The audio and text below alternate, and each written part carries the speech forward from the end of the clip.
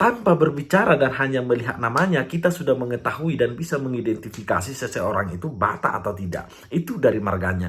Tetapi yang mungkin bisa kita diskusikan saat ini, dan silahkan bisa berkomentar, adalah sejak kapan sebenarnya orang Batak menjadikan marga itu sebagai sebuah kebanggaan dan kebahagiaan dan disertakan di dalam penamaannya. Sejak kapan? Sebagai pemantik awal mungkin adalah bisa dikatakan sejak Nomensen datang atau sejak Eropa datang ke tanah Batak. Karena kecenderungan orang Eropa itu adalah menggunakan family name, nama keluarga. Sementara orang Indonesia cenderung tidak menggunakan itu.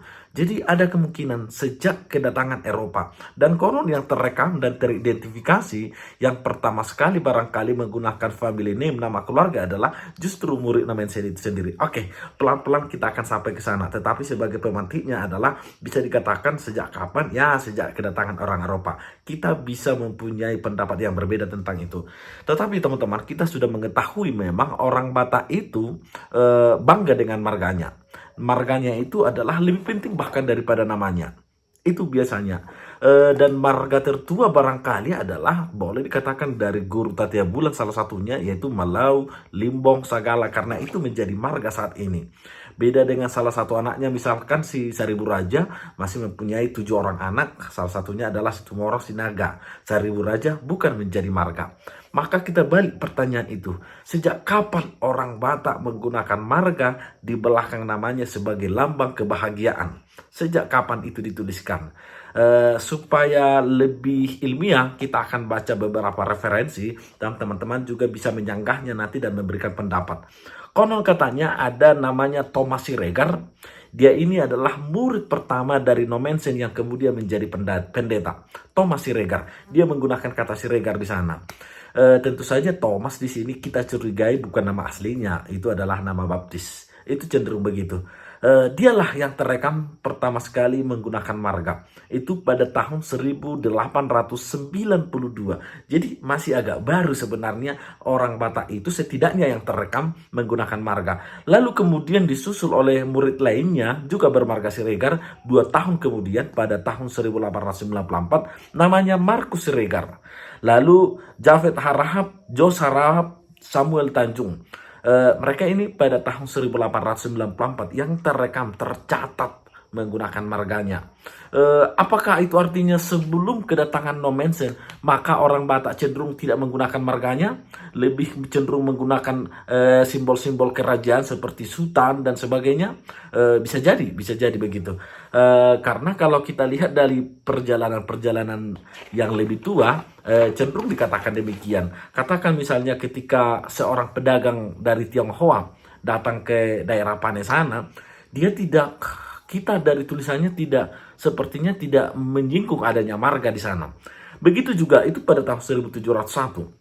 Begitu juga ketika kedatangan dari Charles Miller pada tahun 1772. Hampir tidak teridentifikasi marga di sana pada tahun 1772.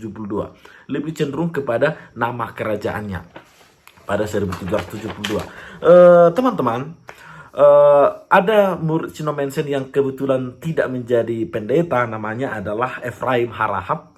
Nama kecilnya adalah Syarif Anwar. Itu nama kecilnya. Nama baptisnya barangkali adalah Ephraim Harahap. Dan nama gelarnya, nama gelar kerajaannya, kampungnya adalah Sultan Gunung Tua. Sultan Gunung Tua. Dia tidak menjadi pendeta, dia pada akhirnya menjadi jaksa. Dan dalam dunia karirnya tidak sekalipun dan tidak teridentifikasi dia menggunakan marganya, yaitu Harahap. Tetapi siswa-siswa lainnya, murid-murid dari Nomensen lainnya, dia menggunakan marga.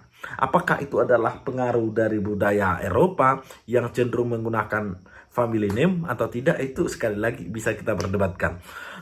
Teman-teman, pada tahun 1909 ada namanya Muhammad Daulay, dokter yang diperbantukan di Semarang. Dia teridentifikasi di koran dan menuliskan namanya, marganya Daulay. Begitu juga pada tahun 1912 Aminuddin Lubis, siswa bergunya. Begitu juga siswa-siswa lainnya menggunakan itu. Ada Harahap, ada Nasution. Mereka itu adalah siswa-siswa yang dikirimkan dari Mandailing, dari Angkola ke Jawa sana.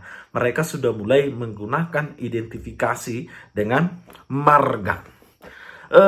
Ada siswa yang sangat terkenal dan pertama kali dia barangkali menjadi siswa yang pertama, guru pertama yang pergi merantau dan kuliah, namanya William Iskandar, nama kecilnya Sati. Dia dalam tulisannya juga tidak teridentifikasi, tidak menggunakan marga family name-nya Nasution. Itu Sati Nasution, William Iskandar.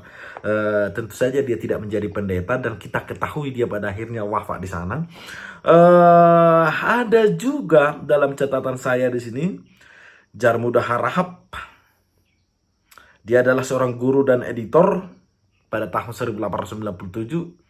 Dia lebih cenderung menggunakan nama gelar dari keluarganya, bukan marganya, pada tahun 1897. Dan William Iskandar pada tahun 1857.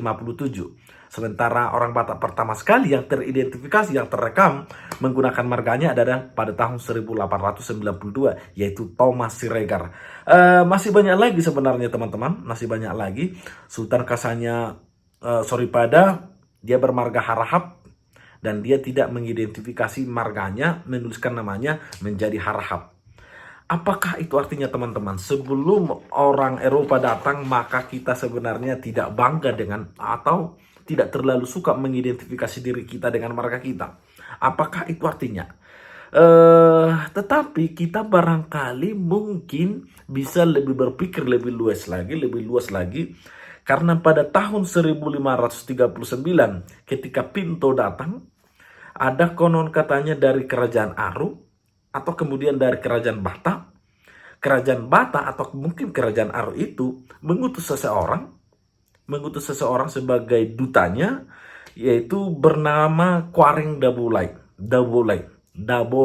Quareng Dabolai. Seringkali orang menerjemahkannya dia adalah Karim Daulai, dan sebagainya. Mungkinkah dia seorang Batak? Tetapi mungkin bisa jadi kita meragukan kalau dia Daulai. Dia di kerajaan Aru. Konon kata Pinto, dia adalah di sana kerajaannya mayoritas adalah Islam.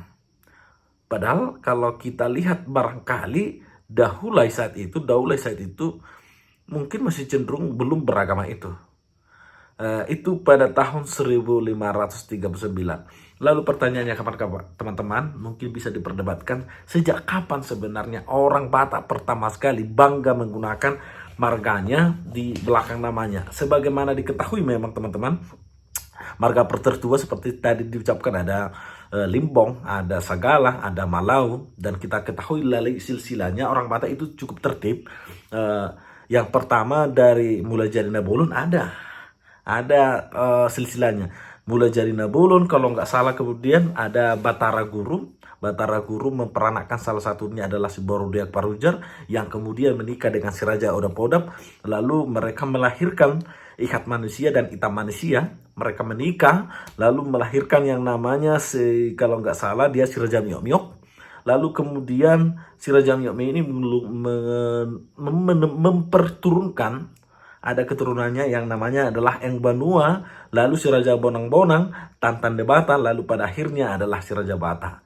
Si Raja Bata ada dua anaknya, Raja Isumbam, anak kedua, dan yang pertama adalah Tatia Bulan. Tatia Bulan nama anak pertama si Raja Uti, Caribu Raja, dan ada yang langsung jadi marga saat ini, Malau, Limbong, Sagala. Tetapi betulkah sejak mereka sudah digunakan marga atau tidak? Silahkan, siapa tahu ada komentar.